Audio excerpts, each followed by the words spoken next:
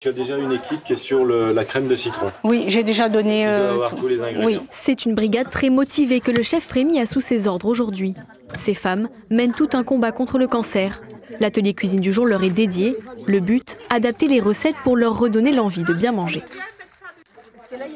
Quand on a eu un traitement lourd dû à la chimio, on a beaucoup d'effets secondaires.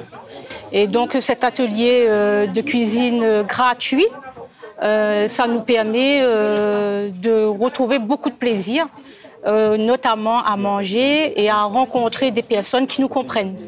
Sabrina, leur hôte du jour pour cet atelier itinérant, connaît bien les difficultés rencontrées par ces femmes.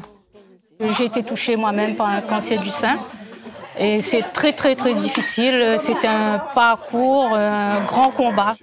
Depuis la mise en place de ces ateliers il y a 2 ans, le chef a développé quelques astuces pour séduire les papilles perturbées des personnes sous traitement. Contre la nausée par exemple, il recommande des plats à base de menthe, gingembre ou citron.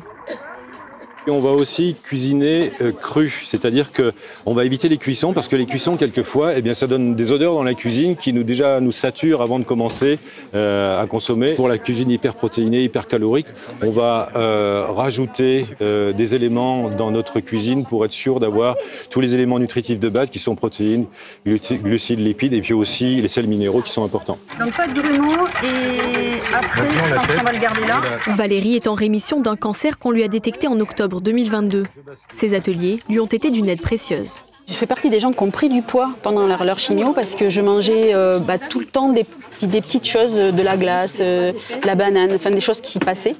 Et grâce au chef Frémy, en fait, j'ai pu intégrer des ateliers où j'ai eu un droit de parole, ce qui est assez rare dans cette maladie parce qu'on est tellement pris en charge, tellement programmé qu'on n'a plus de liberté. Et le chef nous donne ce droit de parole et en plus nous met dans l'action.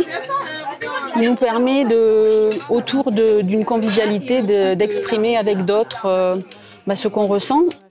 Un moment de partage dans ce jardin au cœur de Salazie, loin du milieu médical, de quoi redonner à ces femmes le courage nécessaire pour mener leur combat contre la maladie.